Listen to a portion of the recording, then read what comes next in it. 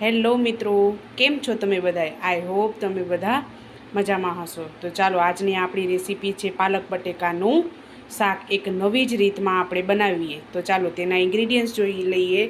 સૌપ્રથમ એક પૂર્યું પાલકનું લીધેલું છે. મેં એને ધોઈ અને સુધારી લીધી છે. આને એકદમ ઝીણી નથી સુધારવાની, અને આપણે લાંબી લાંબી સુધારવાની છે.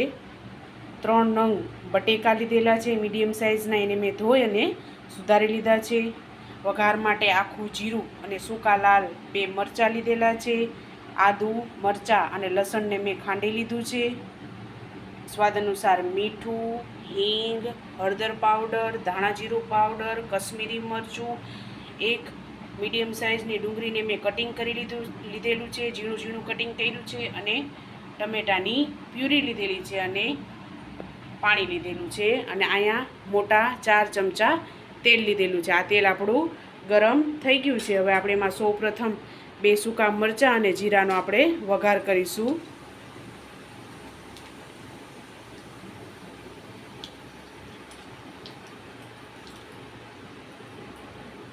ત્યારબાદ આપણે હિંગ નાખીશું.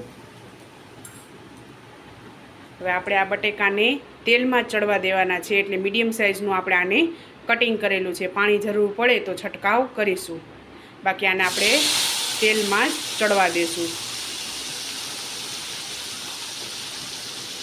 હવે આ બટેકામાં કોઈ મસાલા નાખવાના નથી, આપણે આને તેલમાં જ ચડવા દઈશું. આપણા થોડા બટેકા ચડી જાય ત્યારબાદ જ આપણે મસાલા નાખીશું. હવે આને આપણે તેલમાં જ પાકવા દઈશું. તો આપણા બટેકા 2-5 મિનિટ થઈ ગઈ છે અને થોડા ચડી ગયા છે. ત્યારબાદ આપણે આ મીડિયમ સાઇઝની ડુંગળી નાખી દઈશું. તેને તેલમાં પાકવા દઈશું આપણે.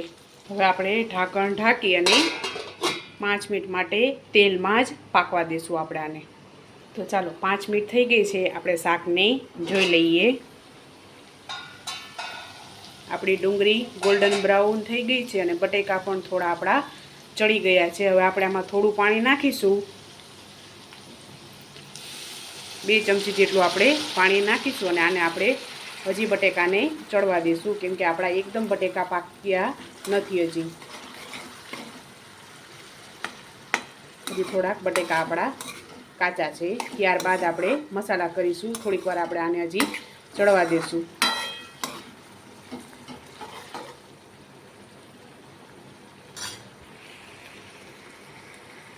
હવે આપણે ઢાંકણ ઢાંકી દઈશું અને હજી આને 2 મિનિટ આપણે રહેવા દઈશું. બટેકા આપણા સાવ પાકી જાય ત્યારબાદ જ આપણે આ પાલક નાખવાની છે. તો ચાલો, આપણા બટેકા ચડી ગયા છે. હવે આદુ, મરચાં અને લસણ ખાંડેલું છે તે આપણે નાખી દઈશું. ત્યારબાદ સ્વાદ અનુસાર મીઠું નાખીશું.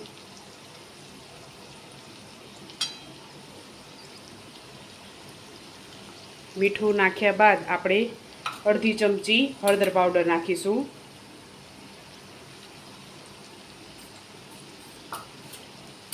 હવે આને આપણે હલાવી લઈશું. હળદર નાખ્યા બાદ આપણે ધાણા જીરું પાવડર નાખીશું 2 ચમચી.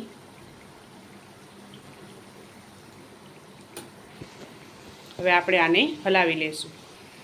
હવે આપણે આમાં મસાલા ચોટે નહીં તેના માટે 2 ચમચી પાણી નાખી અને થોડીક વાર આપણે આને પાકવા દઈશું.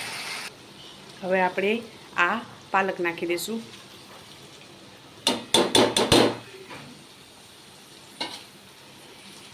ત્યારબાદ આ ટમેટાની પ્યુરી નાખીશું.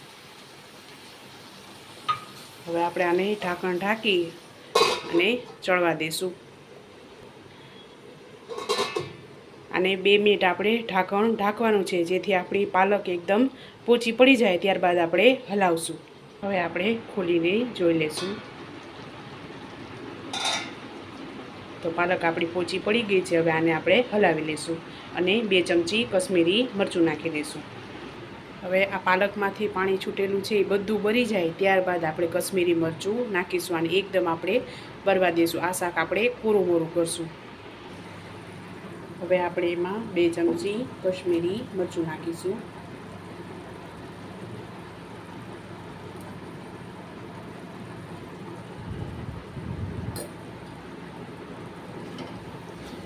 પાલકનું પાણી આપણું બધું બળી ગયું છે. હવે આમાંથી તેલ છૂટું પડે ત્યાં સુધી આપણે આને ચડવા દઈશું. ઢાંકણ ઢાંકી દઈશું આપણે આને. તેલ છૂટું પડે ત્યારબાદ આપણે સર્વ કરી લઈશું. તો ચાલો આપણું શાક રેડી થઈ ગયું છે. તેલ છૂટું પડી ગયું છે. હવે આપણે ગેસને બંધ કરી અને શાક સર્વ કરી લઈએ. તો ચાલો આપણું શાક રેડી થઈ ગયું છે. આમાં તેલનું પ્રમાણ વધારે રાખવું અને આમાં પાણી પણ ઓછું નાખવું, કેમ કે જે આપણે પાલકમાંથી પાણી છૂટ્યું છે તેમાં આપણા બટેકા ચડી જશે. તો ચાલો મિત્રો, તમે પણ આ રીતે બનાવજો અને મને યાદ કરજો. તો ચાલો મિત્રો, મારા વિડીયોને લાઇક, શેર અને સબસ્ક્રાઈબ કરવાનું ભૂલતા નહીં. તો ચાલો મળીએ નેક્સ્ટ વિડીયોમાં.